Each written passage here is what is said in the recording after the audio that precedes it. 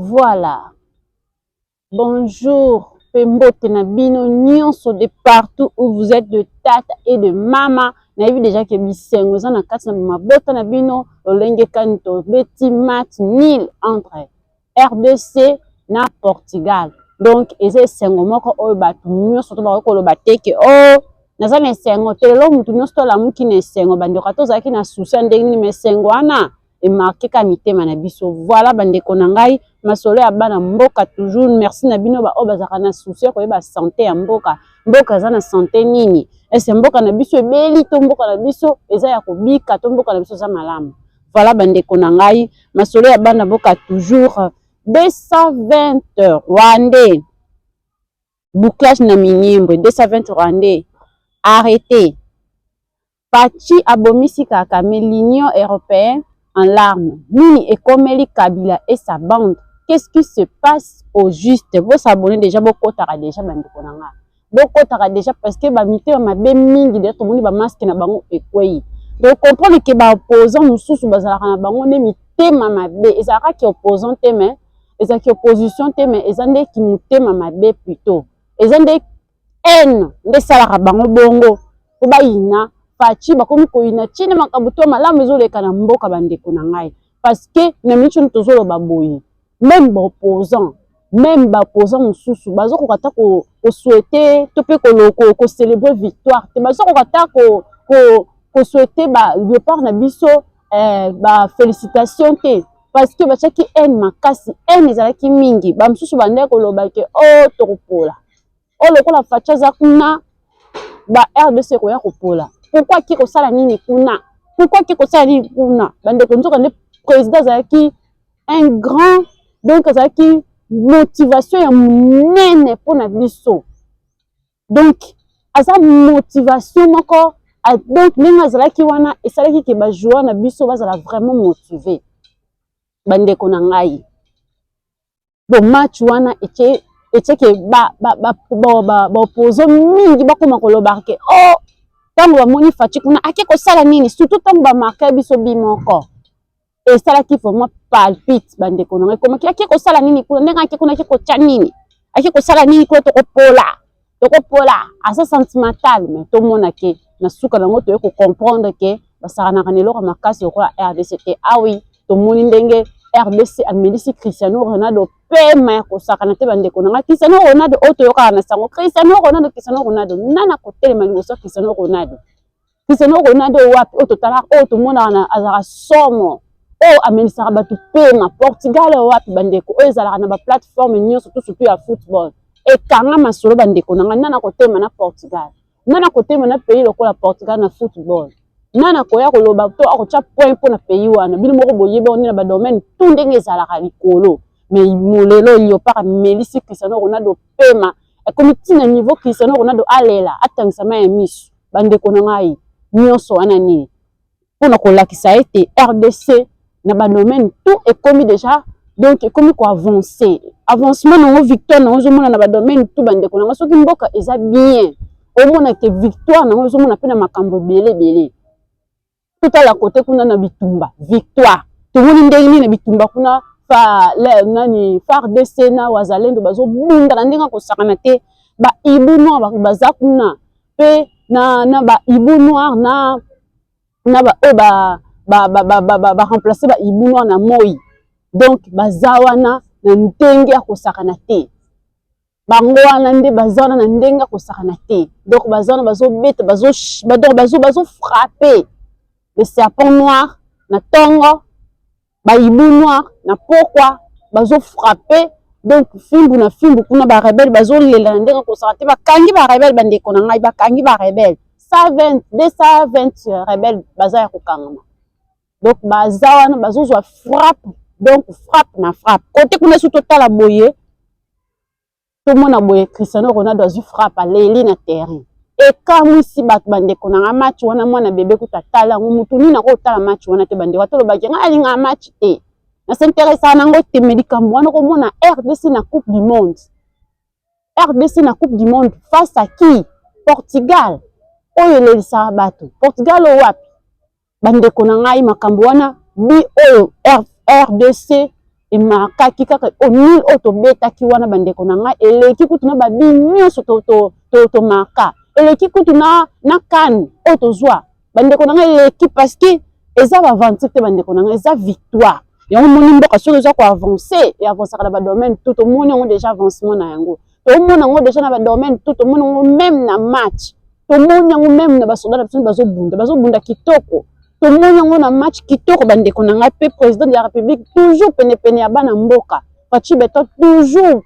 pour motiver ba joueur na biso ba sentir que papa za wana bandeko na ngai bino boye biso ki papa ye na école mwana soka zo tanga so pas zo sala exercice mwana table ko sala tout po papa mona ka mwana ngana futa yake mina va pamba te ngoma kam papa cha sala ki bandeko na ngai président boye bozu wapi voilà bandeko na ngai makambo yindi nde toza boye kaka me déjà selani makasi kaka me asila makasi akoma kotinda ka petit bitinda na ye bakabila banini wana nyonso tu makambo ezosalama na minute oyo na opposition na baopposant mosusu bandeko eza nde na nini na bataya ba katumbi na bataya bakabila batikala jamais kobika makambo ya boye totikala jamais komona RDC na biso ekende kobeta na qualification mondiale to mpe ekende kobeta na baekipe minene baekipe lokola Cristiano Ronaldo babetaka ba Messi babetaka to ba Neymar babetaka ba joueur toyebi totalaka mingi na ba télévision bandeko na ngai to pe to mona bango mingi bazali kolo na monde mais lelo oyo soki bakomi komona ya que RDC est beti contre le Portugal et comme kosala bango souci donc souci wana nde esali que na plan politique bakoma ko affronter Fachi bakoma ko affronter Fachi pe bakoma ko silika donc makosilika wana ezali parce que bamoni kaka ke makambo oyo Fachi azosala na minute oyo bango no basala yango te ah oui makambo oyo Fachi azosala na minute oyo bango no basala yango te parce que joueur moko te alingaka ke akoti na match tanga akoti batie na match aza footer sikoyo tanga footer babimisi ye boye bakoti ba remplacer joueur mosusu amoni joueur nazobeta bien ekosala ye mabe toujours bandeko na ngai yango moni bakatumbi wana na bakabila bazoka motema pasi ezosala bango bien te yango ozomona désordre nyonso ezobima bopoza bandeko ke opposition mosusu eza nango nde haine eza nde jalousie parce que ozocomprendre ke Fachi ntango azwi kaka domaine wana azwi kaka makambo na maboko makambo ekomi kochange na façon moko victoire sur victoire tokende kota match boye victoire nde bisika oyo tonyataka te tokomi konyata est ce que biso toimaginaka lelo ke RDC kobeta na Portugal to mpe RDC kobeta na mboka boye na bamboka oyo tomesana komona na niveau international to na classement mondial bazalaka makasi na bacoupe du monde bazalaka makasi tokotya lokolo wapi bandeko omata kutu na ndenge nini milelo RDC bapays nyonso Afrique bakomi kotala yango ebetisi mpe Cristiano Ronaldo mutu mpe emelisi bango pema na ta bajoueur bazalaki kuna baza bajoueur osakana te mais bameli pema tout ça parce que baza bien motivé baza bien encadré baza bien motivé bajoueur na biso bakomi vraiment se sentir vraiment baza bien motivé ah oui yango nyonso to na bakatumbi wana nyonso to bakoyoka mitema parce que na reine na bango makambo esalemaka te kabila na reine makambo esalemaka te donc nde bazama bazoka motema pasi eza nde kimotema pasi bazoluka kaka bakabola souci na bango na minute oso boyebaka yango te eza nde kokabola bacongolais alors baplan na bango nyonso to wana échoué donc ezosimba nango te déjà liboso tozalaki lisusu oyo toza na nsima soki toza koavance nde toza koavance mais moye totala lisusu nsima eza te donc avancement na biso ezosenga te ke totalaka nsima bandeko na ngai yango moni makambo mosusu makambo akolanda te bandeko parce que soni eza dala makasi na ka na bango basouhaitaki ke Léopard aganye te baopose misusu wana bandeko na ngai basouhaitaki ke Léopard aganye te badongolo misusu kote mosusu basouhaitaki ke Léopard aganye te mpo Fachi azalaki kuna baye kozala surpris ke Léopard abike match ni donc abetisi Cristiano Ronaldo mutu bado bajoueur kuna donc batravaille kitoko makasi mpe Léopard aganye nini wana eza vraiment victoire monene mpona biso bandeko na ngai eza simple te bandeko yango wana bozalaka toujours wana bandeko na ngai donc basoni wana ekomi kosala ke bakoma kofélicité mpe Léopard oh Félicitations Léopard. Nous félicitons nos léopards. Nous félicitons Léopard. Nous félicitons les léopards. Nous félicitons. Nous sommes toi et comme nini, ils ont sonné. Ils ont sonné parce que n'a pas sonné n'a pas dit que le quoi facha zakuna Léopard a gagné té. Donc ils ont marre moi ils sonné. Ce qui bango donc bakanisa ki lokola ke